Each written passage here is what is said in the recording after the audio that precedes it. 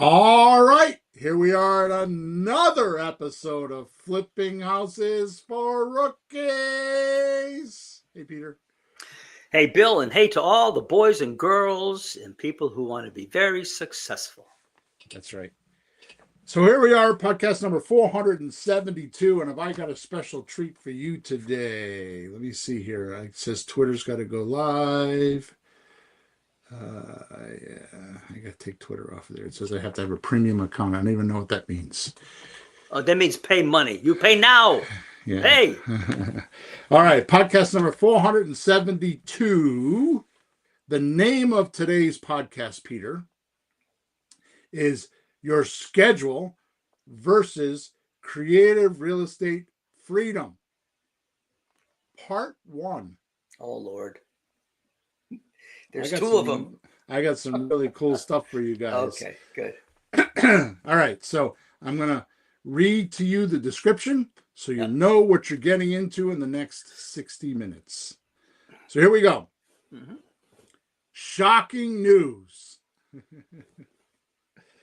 Creative real estate financial goals are for losers unless you know the secrets revealed by the elite top creative real estate deal makers who crush it month after month. I'm dead serious. After dissecting creative real estate investors' habits, I found 97% are using goals to destroy their own success. And don't even know it. I'm sorry. That just doesn't make sense. But I'm sure you'll explain. Goals. Go ahead. Go ahead. I got 2 podcasts to explain. Oh, Lord. Go ahead. Here's the brutal truth. Here's the brutal truth. In fact, out of everything that I say today, I feel like this is the most important. If you have a future goal that has not shattered your present day routine and habits, you are actually creating a weapon of mass procrastination. A mental sedative that tricks your mind in thinking this is the perfect growth strategy to hit my financial and lifestyle freedoms. Then not too far off into the future, you find yourself overworked in your business like some glorified employee. You've stopped measuring success and replaced your measuring by how many hours you are working, and it doesn't go anywhere. Do not listen to this podcast if you don't want blunt, in your face, new style thinking. Because I'm going to give that to you today. We're going to confront things that you are not confronting. And I know because my entire family is saying to me right now, "You okay, Bill? Bill, you okay?" Come on. My wife, what? My 2 sisters, and I just got off the phone with my oldest daughter. What? What? What are you making faces? What are they asking you that for? Are you making faces? If you're sick and tired of your business and your schedule running you, then you need to listen to this podcast. Okay, so before I go any further, I forgot to do this before I started. We're gonna go over some housekeeping stuff. The first thing I want to do, Peter, is I want to apologize to all of our listeners from the bottom of my heart. It was brought to my attention in a coaching call, which I had no idea this was happening, that our music for the intro and the outro was way more decibels than what you and I speak during the podcast. I had no idea that we had it on full blast and we were blowing your eardrums out. And I was told that, and it should be fixed by this podcast. And I apologize that we didn't know that. I would like you to promise me that you could send, if something like that happens, please send me an email to flippinghousesforrookies@gmail.com. I will fix it immediately. I apologize for that. In the meantime, let's get through some of our housekeeping. Realize that I don't have people that sponsor me. I don't run ads in the middle of the podcast. I just do this couple-minute blip in the beginning, and I tell you what I would like you to do, and hopefully you go do it.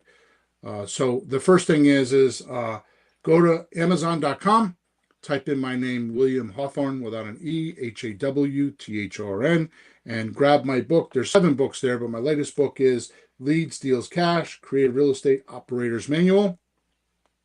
I have just finished last night at 11 something p.m. I finished another book, which is going to be all about negotiating for creative real estate deals. And I got to tell you, Peter, I've written a lot of books. I've written probably a dozen books. I've written 7 or 8 for myself, and I've written a few for others. This is the best one. Where do you see it? It's just incredible. I mean, just incredible. All these sentences, all these phrases, all these sales things I've been telling you guys about for 472 podcasts are all in one book now. And I isolated them at the end. I actually put an appendix at the end, and I put all the sayings there and when to use them on the appendix. Yeah, that makes sense. Really That's cool. That's cool. Glossaries and everything. All right, good. So also make sure you subscribe to us wherever you're listening to us or watching us. Make sure you like us, and please leave a comment if you so desire. And again, if you want to send us a communication, me or Peter, myself or Peter, go to flippinghousesforrookies@gmail.com, or you can go to Flipping Houses for Rookies and put a support ticket in. I don't go to that site as much as I used to. I used to go there daily to do my emails, but I don't do that anymore because I've been sending an email. I've been sending a newsletter every week, which is creativerealestatedealology.com. So it's creativerealestatedealology.com. So good morning, Sam. Hey, Sam. Says, good day. Share knowledge, fellas. Here we go. I got a great podcast for you, Sam. All right. So I'm not going to, usually I do the theory in the beginning of this podcast. I'm going to try to stop doing that because maybe I'm losing people. And I'm going to dive right in. Here's what I'm going to do. I'm going to go over, I'm this malpractice thing. So I wrote all the malpractices of like the malpractice of a creative real estate. That's the name of the new book, as a matter of fact. Let me see if I can find it here. Yeah. I don't have it in front of me, so I can't tell you what it is. In any event, so we're going to talk about the signs of creative real estate scaling malpractice. Scaling, how you scale. How do you make consistent income? How do you make this so that you can rely on it and give everything else up? And I think that's a goal of a lot of people, my listeners, myself. That's why I'm telling you, I've been in a funk. My family's asking me what's going on because I'm in the middle of doing this in my own head. And I'm going to tell you what I did here. So I did 6 of them just because I did 6 malpractice, on negotiating.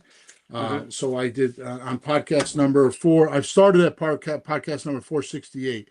So if you really want to get some really good information, all 468, 469, 70, 71, and now we're on 72. Are all the content. I've elaborated on all that in the new book, and you will be able to get that pretty soon. But my point is, I'm babbling right now, is I want to let you know that today we're going to cover the malpractice portion of it. The next podcast, which is next week for us, podcast number 473, is going to cover the solutions. Got it. Because I was going to try to put them all in one podcast, but when I got to the end, I realized it's way too much information. I'll end up just reading you shit, and I don't want to do that. I want to have some commentary on it because it's all legitimately typed out, and will probably be my book. My intention is that the first quarter of this year, I wrote the Creative Real Estate Operator's Manual. Now we're in the second quarter. I'm going to write the negotiating book on how to negotiate creative real estate deals. The third quarter, my intention is to write a book on how to hire people and what people hire them and how to correctly hire them and get them to be part of your team and all that stuff. And then the last quarter is all about scaling. How do you scale your business? So that's my 2025 goals. But I figured out that I have to write the scaling one before I could write the how to hire people one. Well, that makes sense. Because In scaling my is, head. that makes sense because scaling is when you take whatever operation you have that's producing something and you move up. Like you have one house and you figure out how to do one house a month, or you go to apartment buildings, or you build it so it gets bigger, Right. Without getting crazy with it. So nicely controlled. That's Yeah, scaling. So each one of these books, that's right, Peter. Each one of these books will have a workbook. I have the workbook already for the operator's manual. Each one will have a workbook, and then I'm pretty sure that each one will turn into a 3-month coaching spell. So we'll coach just that one aspect. That's why there's 4 of them, because it's a year-long thing, and you could get involved with that if you so desire. Once it comes out, I would imagine that will be 2000. I hope it's not that long, but it probably will be in 2026 is when I'll kick off all the coaching and all that kind of stuff. So in the meantime, you should read the books. Okay. So here we go. Sign number 1. This is like evidence number 1. Goals. So we're talking about the signs of creative real estate scaling malpractice. What is malpractice? Well, mal means bad. So it's bad practices. So you expect in any industry that there's certain things you should do. In real estate, we should do this to be successful. And we do anything else, it's not right. It's malpractice. It's mistakes. Right. Yeah. It's the things you shouldn't be doing or the things that you're sabotaging yourself with, right? Yep. So the first sign is this. I said it in the beginning. Goals are for losers. And here's the reason why. Because work expands into your available time. Work expands into your available time. Goals are for losers unless you understand the fundamental truth. Work expands into available time. So when you set a 5-year goal or a 10-year goal or a 15-year financial freedom goals or just lifestyle goals, or just a journey like where you want to be, you're not creating urgency, you're creating procrastination.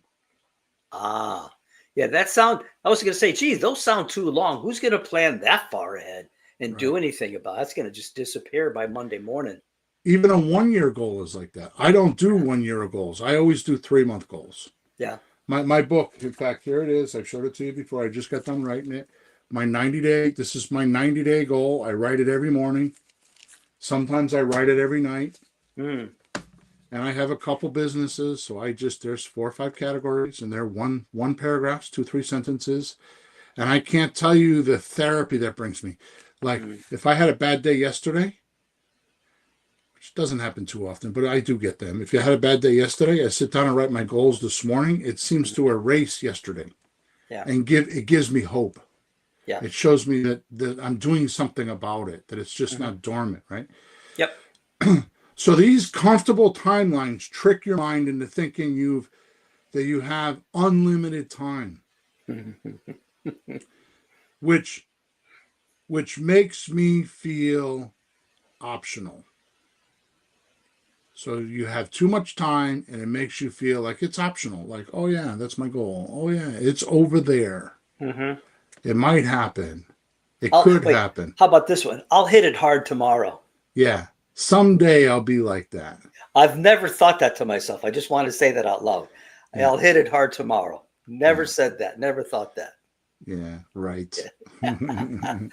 So to me, being polite, and this is the bluntness, that's mental masturbation in your own mind. You're just playing with yourself in your own mind, thinking these ideas, right? Give yourself a decade to succeed, and your mind allocates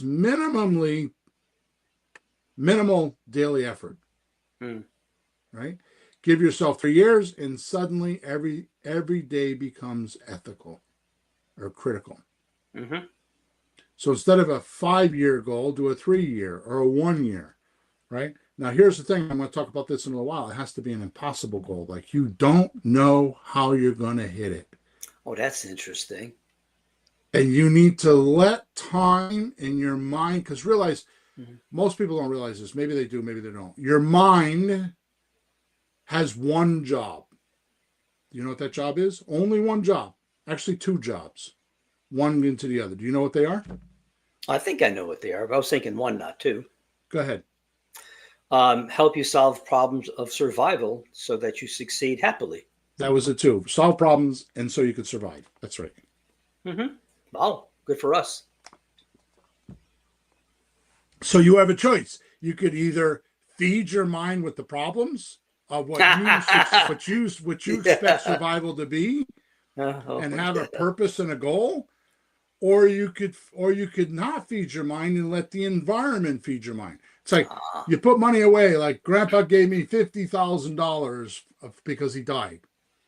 You put the 50,000 in the bank, and it has no purpose, it has no reason, and next thing you know, oh, the car breaks, it needs 3,000, I'll take it out. Oh, the roof leaks, it needs 10,000, I'll take it out. Next thing you know, the money's gone. The reason why? No purpose, no goal, no direction, no allocation of energy, because yeah. energy is always moving. This world is full of energies. Our cells are plus and minus, lights, energy. Everything has molecules. Everything is moving. Even rocks have molecules. Mm-hmm. Everything's moving. It's energy, right? That's So, right. so you need to make sure that you direct that energy to what you want. Yeah, money Right? itself is an energy. It gets you things, Exactly. or it disappears for you. That's right.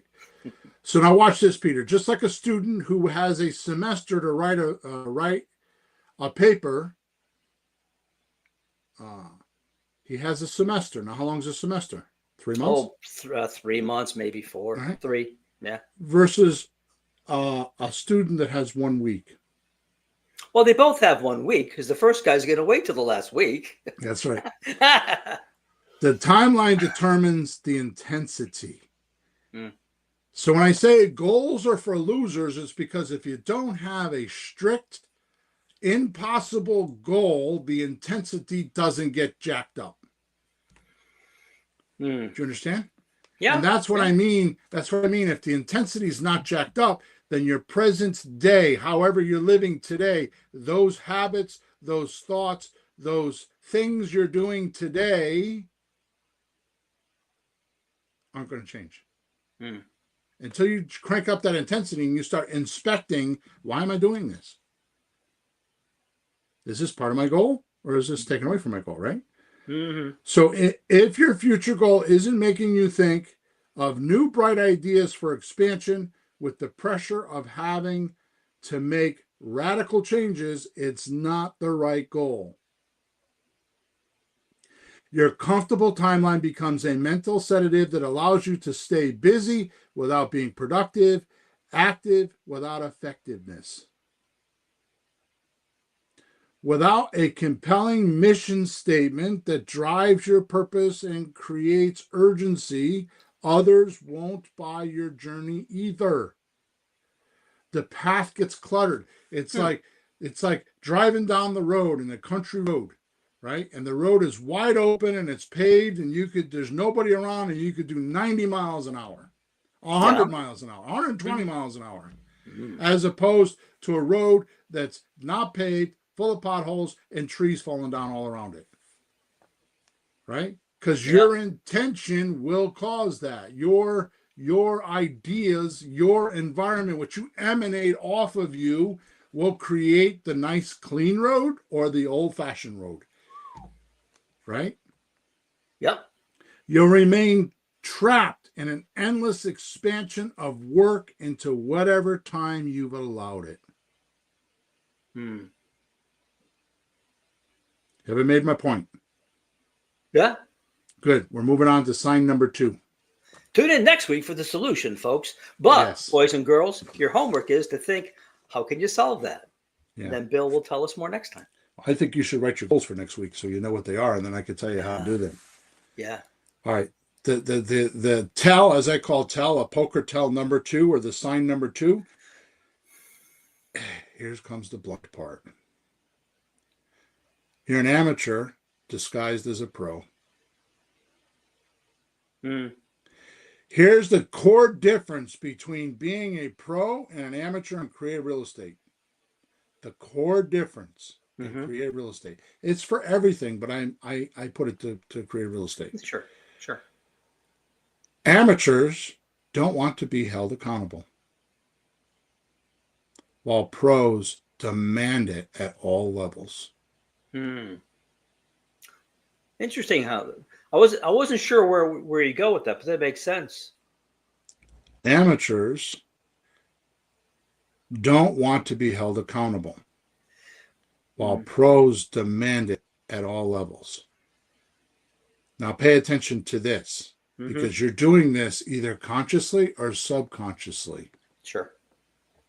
Amateurs are willing to let others down, miss deadlines, skip practice, and make excuses for lack of performance. It's not my fault. It rained. Yeah. Well, it snowed 2 feet here today. I couldn't get to the grocery store, so we have no food. Right?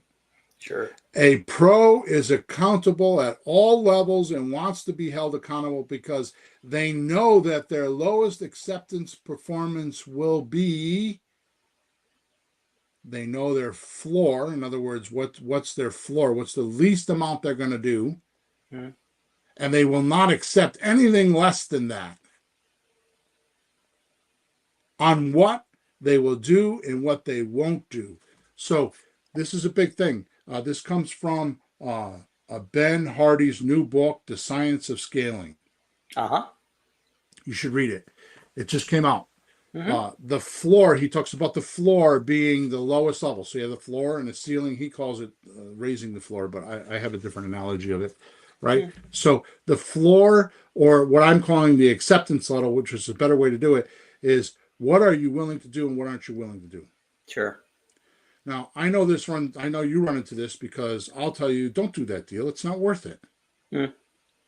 Right? So what is your floor? What are you willing to do? What are you not willing to do? And when you raise the ceiling or raise the where you want to go, the floor comes with it. Yeah, that makes sense. Right? And I'm going to explain that in a couple minutes. Okay? So the amateur, now this is the most important part. So the first thing I said to you when I first started is the most valuable thing I'm going to tell you in this podcast is work expands into available time. This is the second one. Both of these are writer-downers, by the way. The second one is this. An amateur practices until he can do a thing right. Somebody's knocking at the door right now. I have no idea who that is. And my wife's going to be yelling at me, somebody's at the door. Oh, upstairs? Yeah. Like the house. Jeez. An amateur practices until he can do a thing right. A professional practices until he can do it, until he can't do it wrong. Wait a minute. Say those again. Yeah. An amateur practices until he can do things right. Okay. A professional practices until he can't do it wrong. Okay. So the first one sounded good until I heard the second one. Well, wait a minute. Oh, that's even better. Okay. All right. Amateurs practice, you should write it down. Amateurs practice until he can do things right. Professionals practice until he can't do it wrong. Good. The amateur, despite whatever potential they have, gets distracted by everything around them and hasn't yet faced the truth that they can't have it both ways.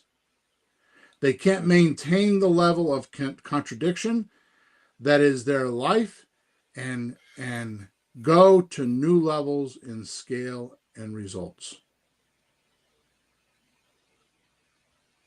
When your acceptance level is low, your floor is also low.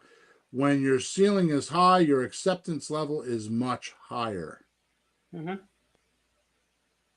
Good strategy means choosing what you're optimized for. The essence of strategy is choosing what not to do. As Steve Jobs said, simple can be harder than complex. You have to work hard to get your thinking clean and make it simple. But it's worth it in the end because once you get there, you can move mountains. So a good goal is so clear and so massive and so overwhelming that it knocks out all the crap that you're doing because you're so intense on the new goal. You need to find time, energy, and resources to get there, and you know it. Hmm. So when you're saying available time, it's not just what the world hands to you, it's what you make available to Yeah, yourself. yeah, Because hell, every week has 168 hours in it. What do you do with it? right. So now, what I'm talking about is the goal deadline. Hmm. So instead of having a 5-year goal, like I'm gonna have 50 houses bought Mm-hmm. and paying me $25,000 a month. I'm just Mm-hmm. making these numbers up, Sure. right? In 5 years. Mm-hmm. Well, why not do that in 2 years? Right, but I'm saying you make more time for yourself because of that. You don't just wait this time to magically happen. Don't you have to create the time and make it there and put it there? We have the time already. It's just what are you doing with it? That's what I mean. You make it available for this specifically. You just like you have like time blocking or whatever. You have to make it work for you. Well, no, no, no, no. I think you're missing the point. Mm-hmm. What happens is when you make like for example, um, Creative REI Replay is a Mm-hmm. software company, and we add new people on, right? So right now, let's say we add on. These are made up numbers. Say we add on 5 people a week. New customers. Yeah, Yeah. we add on 5 people in a week, and that's Yeah. 20 a day. I mean, 20 a month, Mm-hmm. right? So what's that? 250 a year, right? Yeah. 240, Right. 250, sure. So what if I wanted to get to 500 in 3 months? Mm. So now instead of looking at, okay, well, I'm going to have my salesman do one-on-one demos. Mm-hmm. An idea could be, why don't I go to an influencer that has 100,000 people on his email list, and let's do a webinar and present to 25,000 people Mm-hmm. instead of 100,000, 25,000 people, and get 300 signups Yeah. in 4 hours. Yeah. You see what I mean? So time has nothing to do with it, which I'm going to go over that. Okay. It makes you think on a new level, like, well, how else could I do that? If I can't do it the way I'm doing it, and that's the point, is you have to shatter what you're doing because what you're doing isn't working. Because Mm-hmm. if it was, you'd be doing it already. Yeah. Yeah. Okay. Is that clear? Yeah. It's good. Okay, good. So it's not just time. It's Hmm. like by bringing the timeline in and making the goal impossible, it's going to change your way of thinking of how could I get this. Right. It's going to give you new bright ideas. Got it. That's good. Tell number 3 or sign number 3. Paid hours versus available completed work. This is a new word for you. Valuable completed work, known as from this day forward the VCW. Oh.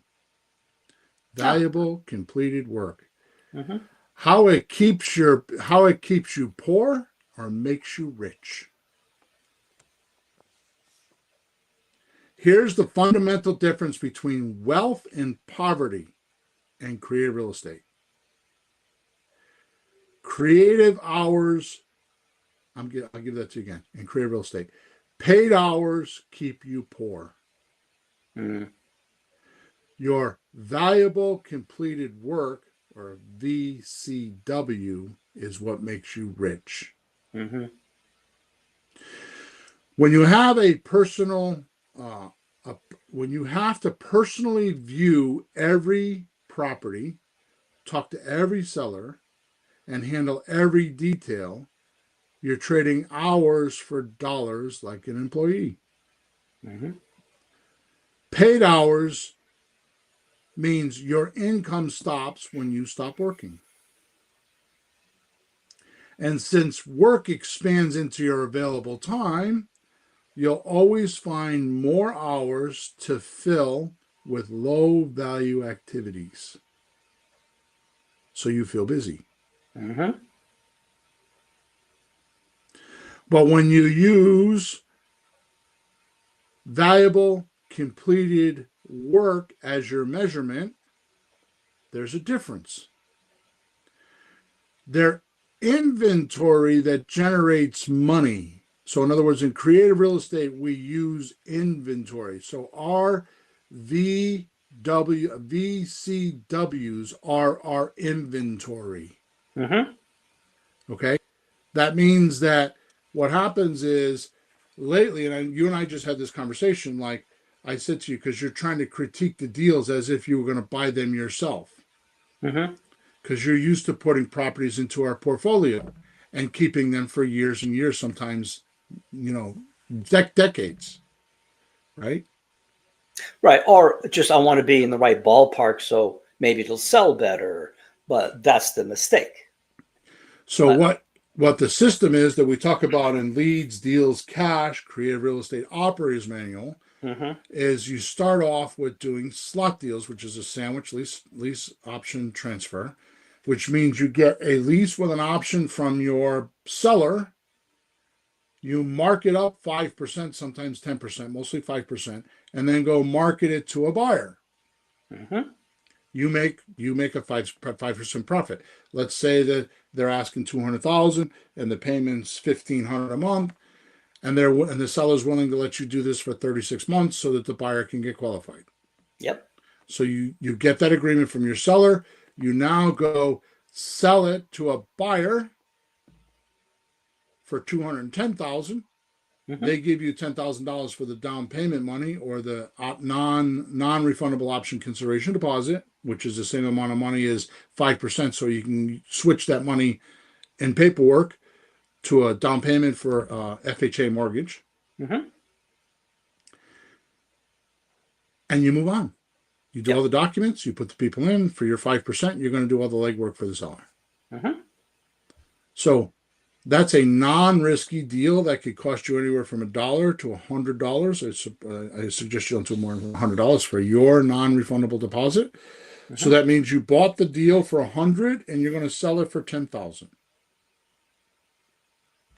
Okay. Yep. Every time you make one of those deals, that is a valuable completed work that you can get paid for. Mm. So the more of those that you have, or the other way is the seller wants all cash. So you say, well, I'll get you all cash if you give me a 5% discount. They're going to pay the realtor at least 5%. They're going to pay 10, 12, 15% of closing costs, but it doesn't matter. They're going to pay the realtor 5%, so why not give it to you? So the way they do that is they give you a 5% discount. So on a $400,000 house, 5% discount would mean they're going to write the option agreement with you for all cash for $380,000. They're going to give you 90 days to go sell it. You're going to go market the property for, say, $385,000. So you're $15,000 below market value. You'll beat all the realtors because they're going to try to get $400,000 plus, and you're going to get a little bit of a frenzy war and probably get more than the $5,000 that you're making. Yep. But here's the point: between the slot option and then the cash option, your job is that is a valuable completed work. That's what you're getting paid for. If you could do that in 20 minutes, hooray. If it takes you 3 months to do that, then hooray. Because you're going to make $10, $20, $30, $50,000. We have students right now that are making, they're selling $800,000 houses, getting $50,000, $60,000, $80,000 for their profit because it's just the numbers are bigger. Yep. So you have to measure yourself on complete valuable. Why is it valuable? Because somebody's willing to give you money for it. Or whatever, yeah. And it's completed work. Your completed work is the seller's handled. You found the seller. You handled them on that type of transaction. You did the documents with them, got them onto an option agreement, willing to do a lease. You prepared the seller for the buyer. Now you're going to put it up because the money, all your money comes from buyers. It doesn't come from the seller. It comes from buyers. I've been in a coaching group and been doing this for 20 years. And I can't tell you how many people came and gone because they didn't make any money. They couldn't sustain it. You talk about, oh, well, you work all week and you don't get paid on Friday.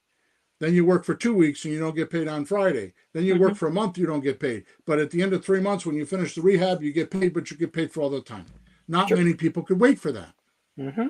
Right? Well, that's the reason why I don't like fix and flip. Fix and flip is you're getting paid by the hour. Yeah. Technically, Yeah. it's valuable completed work, but it's measured by hours because some guys could do it in 30. Some guys could do a $40,000 renovation in 3 weeks. Other guys, it takes them 3 months. I've seen students, it takes them 2 years. Yeah. Right. So unfortunately, what happens in that business is that there's holding costs that eats up it's the secret, it's the hidden disease in the business, right? So the point I'm trying to make here is that once you get the mind shift that I have to get valuable completed works done, that's how you're making your money. So the more valuable completed works that you have done, the more chances of a buyer finding the property and paying you a big chunk of dough. So your job, much like the realtor, has the game of getting multiple listing. Listing agreements on the multiple listing, the MLS. That's their job, right? Sure. That's how they get paid. So how do you do that, right? So your inventory being advertised on the market for sale is your valuable completed work. So the more the market can see this, the more buyers we attract, the more offers we receive, the more money we make. This is putting yourself in a path of success, right? Instead of chasing individual deals like Paid Hours does, you need to have these little soldiers called option agreements out there on the market working for you and being advertised so that people with money can come open their wallet and pay you. Is this clear? Very clear. Sign number 4, or tell number 4. Your business stops when you stop. When you go on vacation and your deal flow stops, your marketing pauses, and your income disappears, you've built a business that requires your consistent feeding it like a demanding pet. Okay, so I just want to make a comment here because I'm going to buzz through this one because we've got 3 more to do and we only have 20 more minutes. So here's the point that I want to make. Yeah. I'm telling you that if you go on vacation, the deal flow stops. What about that week when you're in a fog? Those couple days when you're in a fog.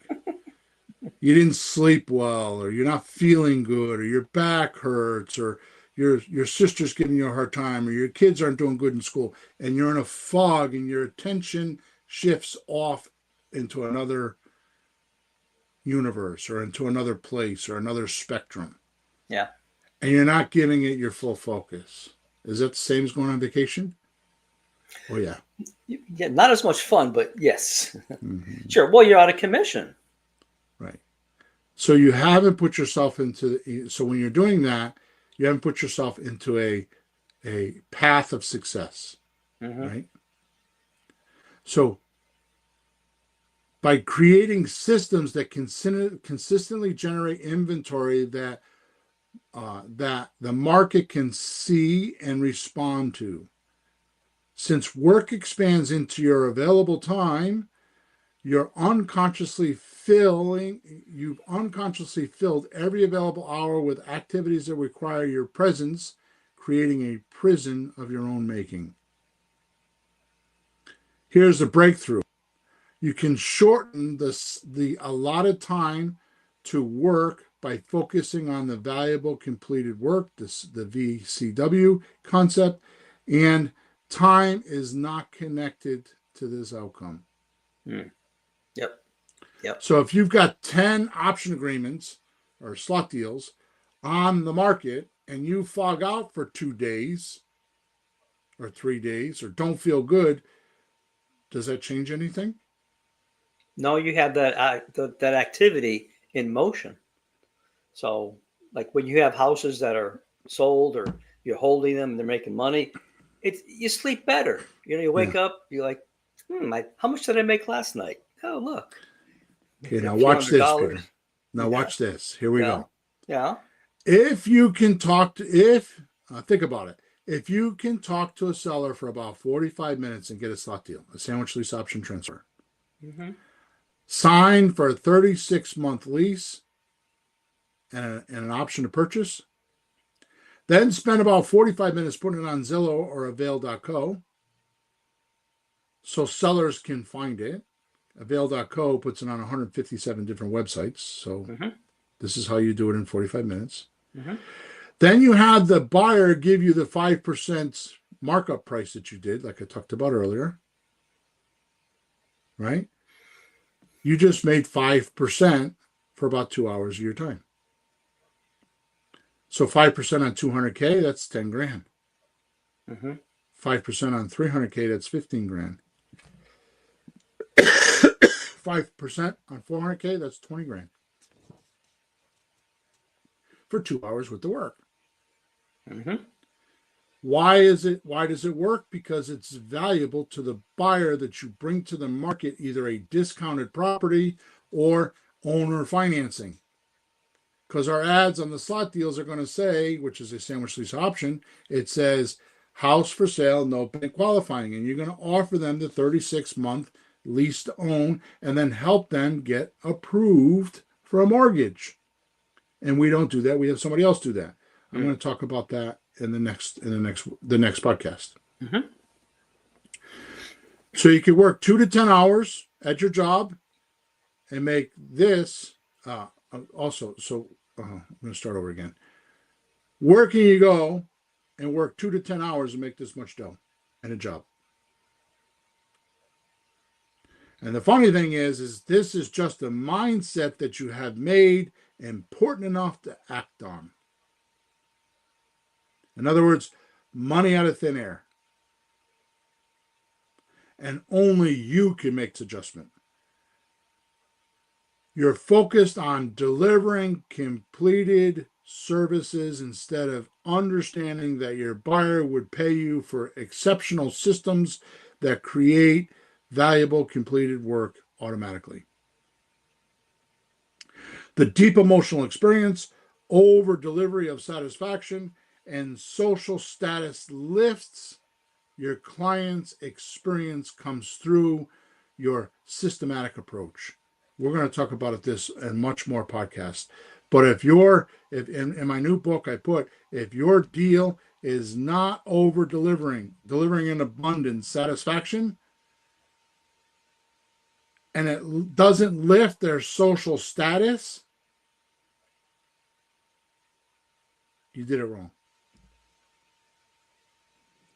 Without a compelling mission statement that others can rally around, and the valuable completed work system that work independently, your business depends entirely on your personal presence and energy, and that work will continue expanding to fill whatever time you make available instead of creating the compressed time.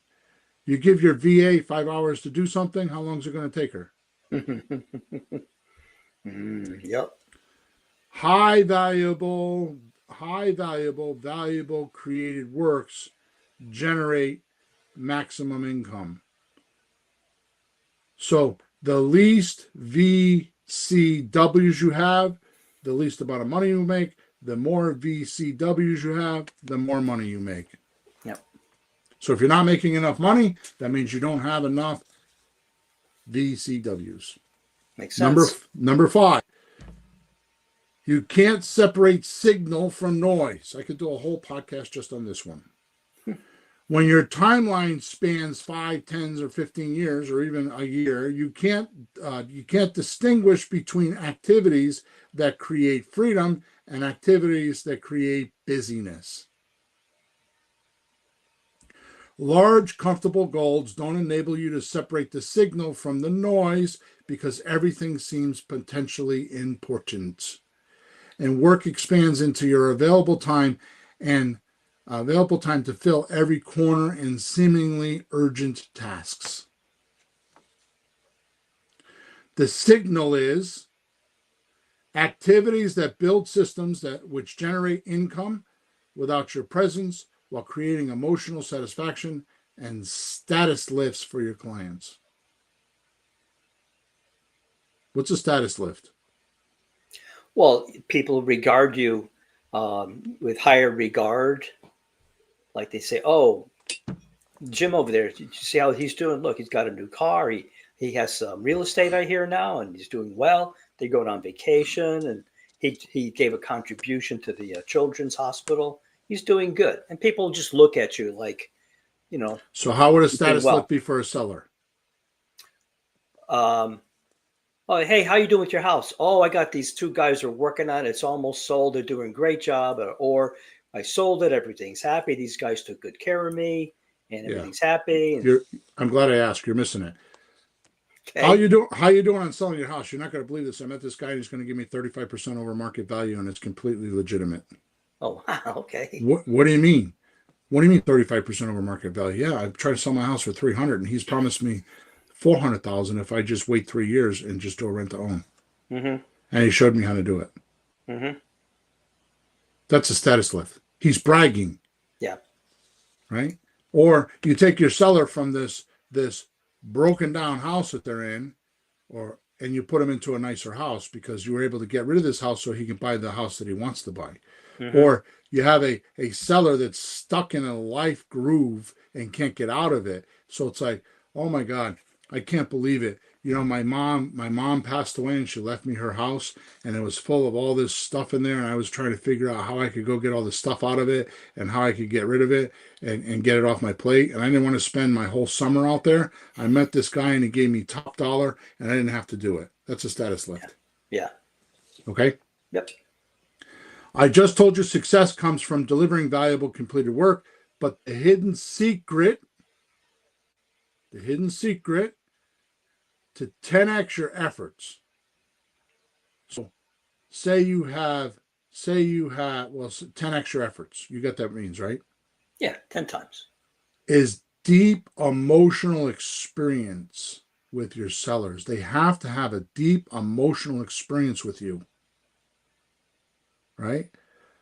Over delivering of satisfaction and social status and transforms your client's experience of selling this house into a level never heard of before. That will 10x you, right? Because now all of a sudden they're going to give you 2, 3, 4, 5 leads. Mm-hmm. And someday you won't even have to market. You'll just have enough referrals that you won't even need marketing. That'd be nice. It's funny you say that. I did talk to the seller. We have the house for sale, and we weren't doing anything that I would consider unusual or exceptional. I was just doing, this is how we do it. And after like 10, 15 minutes, she says, I was working with our other guy. She said, oh, you guys are great. I feel so happy. You're taking such good care of me. I was like, wow. I was surprised because I thought I was just doing what we normally would do, but she was really, really happy. So that was a good sign. Yeah, it's a very good sign. She's very, very pleased. But here's the thing. Without a compressed, impossible seeming deadline and a clear mission statement, you'll waste time on dead ends and distractions because your work will naturally expand to fill whatever timeline you've created. Goals should be the mental tool you use to direct your attention and make decisions from in present time. Not distant dreams that allow present day procrastination and endless work expansion. So your goals and your timelines they're the tool you use to direct your attention. So what I should do and what I shouldn't do, so you can make decisions. Mm-hmm. Right? Sure. You have to have that, otherwise it won't work. Yeah. Number 6. How am I doing so far, right? It's good. It's not complicated, but it's I feel two things. It's one, it's focused, and two, because we went over this, like just get more inventory. It's a better game. Yeah. Instead of like trying to find like the right stuff, just find stuff. Like a realtor does. A realtor Right. doesn't So go. instead of negotiating with the person, say, well, listen, I think it's too high of a price, but who am I to say? This is all in my book, my new book. I can't believe that I wrote this book. I can't believe it. I really can't. It's taken me a little bit of while, but I can't believe I wrote this book. I mean, it's just incredible. And maybe I'll make a podcast just on some of the appendix, some of the questions, and just read them so people can get as excited as I am. But anyways, the point is this: I don't think that the house will sell for that amount of money. But who am I to say? Because I'm not buying it. Yeah. So I'll tell you what. Let's do a 90-day option agreement. Let me put it on the market, and let's see what the market says. Mm-hmm. Now you have a VCW. Right, but you could tell the person that if you felt that way instead of not saying it. That's what I was just saying. Yeah, well, that's what I'm saying, was because I hadn't thought of doing that. So like, okay, that's what he wants, I'll do it. But you feel a little funny if you don't believe in it. Like, oh Right. crap, this might. But if you tell him, like, look, I think it's high, but let's go for it. At least everything's above board. You're telling him what you really think, and he can say, well, maybe you're right. What should we do? Or like, just go for it. But everything's above board, and you're not feeling like it's what a realtor does. Yeah, they make you happy. almost Oh, every that time. how much you want? Sure. You know, we always say you get 4 realtors that show up. You're going to pick the guy that gives you the highest. Oh, Right. how about this for asking price? I like that guy, until it doesn't work out and you're back where you started from anyways. Because it's Right. not up to anybody but the buyer. Right. All right, number 6, the last one. Yeah. And to me, well, I'll just leave it at that. The last one. To me, this is pretty important. Okay. Okay.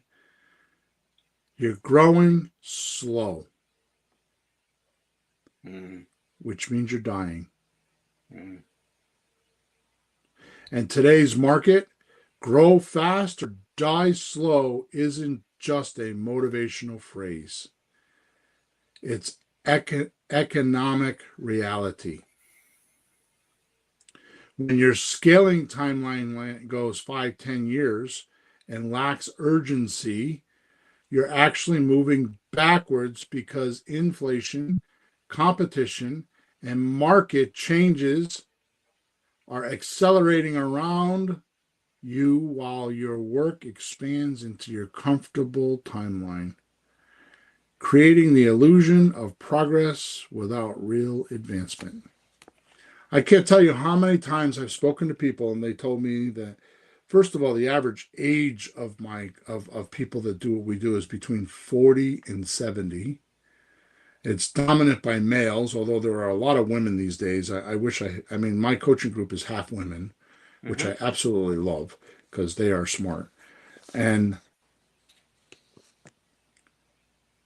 they tell me how they've been studying creative real estate for 10 years or 5 years or 3 years or for a year. And the reason why is because what you need to study is the buyer, not the seller. They're studying the wrong end of it, right? And this is like studying gasoline before you put it in the car and drive it. It's like, I'm going to study gasoline. What's the best gasoline for a car? And you study it and study it and study it, but you never get in the car and go anywhere. You see? So you need to study the buyer. And the way you study the buyer is to get these VCWs that I'm talking about, valuable completed works, which are either the slot deal or the options, and get into market. Now, in the book, Leads, Deals, Creative Real Estate Operator's Manual, I talk about, as you do those deals, you start making some of this money, and then you do lease options. So you do slot deals first, and then you do options. You go back and forth. Then you start doing lease options where you stay in for 15% worth of equity and 20 or 25% worth of cash flow. You're testing. At that point, you've already tested the market with the slot deals and the options. You already know what the buyers want. Now you're going to start testing, well, how do they pay? And you start doing lease options. And then once you get used to the financial part and managing the financial aspect of it, now you go into subject two, and now you're still testing before you invest, but now you start investing. And instead of investing $200,000 in a property, you invest $5,000 on a subject two deal because they're in foreclosure and you got to catch up payments, or they just want walking money, and you invest a little bit of money with subject two, and you keep going until you finally get down into the next stage, which is where you start investing bigger money. You start buying houses and you start paying big down payments, owner finance deals where they want $30,000 down and you write a check. Because as you're learning, you're earning. As you're doing your slot deals and your option deals and your lease options and your subject twos, you're making chunks of dough, $30, $40, $50,000. And if you were clever in building your business, which we are going to talk about at some point, you're going to save some of that money to do future deals. And you're going to self-propel your business and make a business that is not using hard money and private money, paying 12% in points. Right? Yeah. And this is how you do it. Now you're going to do some of that stuff, but you're going to have your own capital to be able to do that. And this is what Leads Deals in Cash Creative Real Estate Operators Manual is all about. So you should go to Amazon. You should get it because I just gave you a summary of it, and you should read it because I don't even know how I came up with it, and I'm not saying it because I wrote it, but I'm told by many that it's genius. So there you go. All right, so back to growing slow, which means you're dying. A stiff, low-time goal allows you to bypass the majority of dead ends, distractions, and noise that could otherwise derail you. But comfortable timelines invite distractions and delays because work will expand into whatever time you provide it.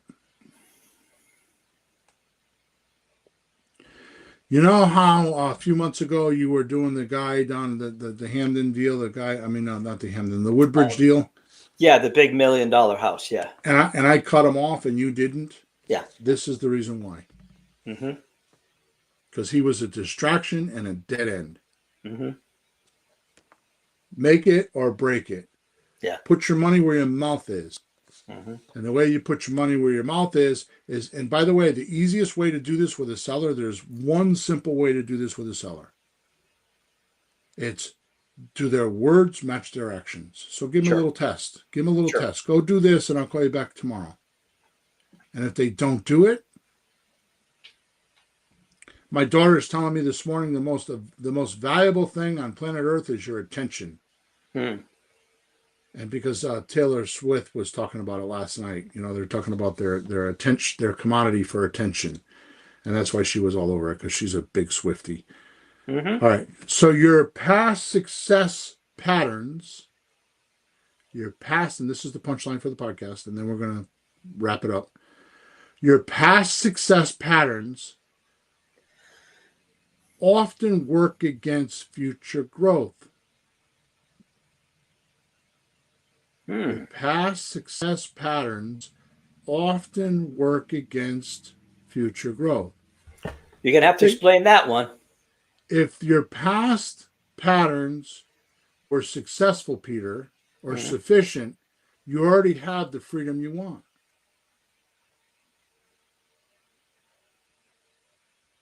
If your past successful patterns were doing what you need to do, you would have what you want. So the past successful patterns are working against you because they're not giving you what you want. You're missing the hidden secret that massive money comes from. I'll give it to you again. You're missing the hidden secret that massive money comes not just from delivering valuable services. In other words, my valuable creative works. It's not. It doesn't come from just that, right?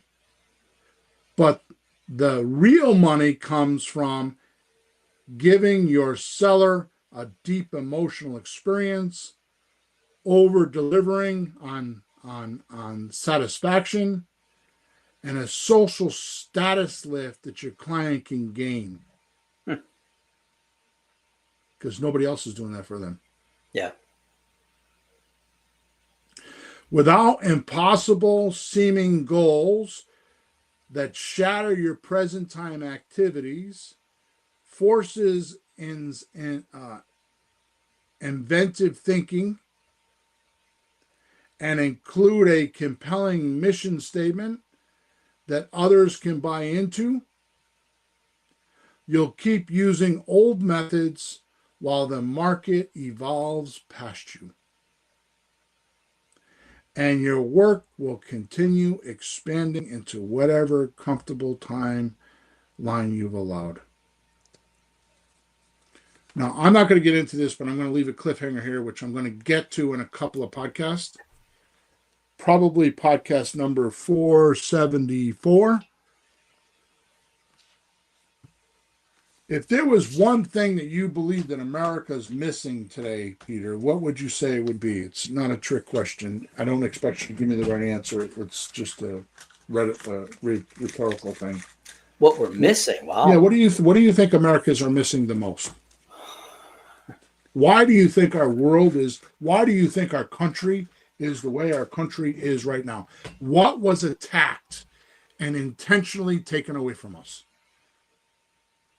Yeah, I really don't know. I see a lot of things wrong, but I don't have one big answer for that. That's interesting that you're asking. I don't know. Trust. Good. If the president, Mr. Biden, regardless if they were allegations or not, half the country believes it. Mm-hmm. The other half are hiding from it.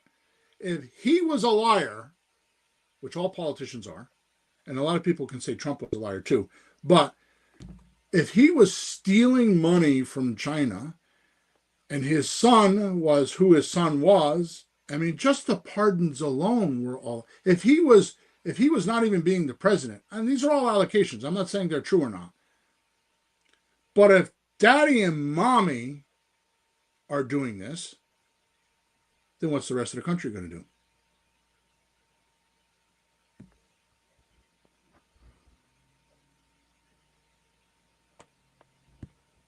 If we can't trust our president,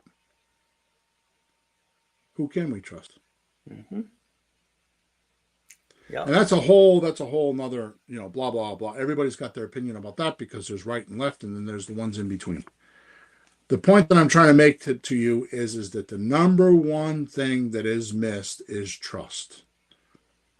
So if you work with somebody with empathy and you actually do what I just said, like you actually you have a compelling mission statement. Like my mission statement is, I help sellers I used to say I help sellers that can't normally sell a house. I help buyers who normally can't buy a house, buy a house. Mm-hmm. That's my mission statement. But nowadays with inflation, we don't have a lot of people that normally can't sell their house. Oh. So the mission statement is, I help sellers sell a house for a fair price on the date of their choice and as is condition. And I help buyers who normally can't buy a house, buy a house. So who could argue with that mission statement? Matter of fact, sometimes people ask what we do. And if I tell them like, oh, we help people buy a house that normally can't get one, they go, really? Yeah, well, that's really nice. They go, yeah. And they become more willing to work with you because right. they see you're doing something good, and these are good guys. Right. So this is what I'm talking about. This is what I'm talking about, making a deep emotional experience. You just gave a great example. Yeah, right? Cool. And over delivering on satisfaction. What is satisfaction? Well, when somebody feels they've accomplished what they want, or even more, like you're satisfied, you're pleased with the outcome. You were hoping for something, and it happened. Right. So it's a fulfillment of one's wishes or expectations or needs. Mm-hmm. Right. It's the pleasure derived from this. Ah, that's good. Yeah, that's the feeling you're talking about. Right. It's a feeling. Right. But you're fulfilling their wishes, their expectations, their needs. They feel like they're deriving those emotions or getting those emotions from you. So how hard is this? I'm asking people to be people and talk to other people as if they would want to be talked to or if they were talking to their grandma. And this will make you a multimillionaire.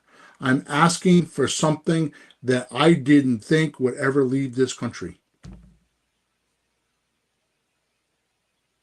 And if you do that, you'll be trusted. And when you're trusted, you'll do deals. Yeah. So I'm going to talk about that in podcast number 473. I'm sorry, 474. For right now, we got a boogie. Hopefully you enjoyed this. So podcast number 473 is going to be the solutions to creative real estate scaling malpractice. First, we got to see what Sam says. Sam, over-delivering on satisfaction. What can lead to misinterpretation, especially if one, woman or man, can be overjoyed on a half cup full empty mindset. You listen next week and I'll cover that, Sam. I promise. So next week, the solution to creative real estate scaling malpractices. I'm going to give you some really clever ideas that you can overcome all this stuff and stop it. Cool. So thank you for listening to us. Thank you for your attention. Thank you for your support. Make sure you like us wherever you're watching us and listening to us. Make sure you subscribe to us. Make sure you leave us a comment. And please make sure you go to Amazon, type in William Hawthorne, Hawthorn, and you'll grab the book Leads, Deals, Cash, Creative Real Estate Operator's Manual, and start reading it because it is the only book like it on the market. Believe me, the only reason why I'm writing these books is because I'm trying to get the training myself. And I can't find it. And it took me 30 plus years to figure it out. So these are my legacies to my grandsons. I've got 2 of them so far. All right. Again, thank you very much. Over and out. And we'll speak to you on podcast number 473. And I promise we won't play the music too loud on the intro and the outro. Well, you know, if it was my old music that I did on the guitar, you could have blamed me because the guitar player is always too loud. Not my fault this time. Okay, well, it's more Emma than anything else. So, all right, guys, flourish and prosper. Have a good week.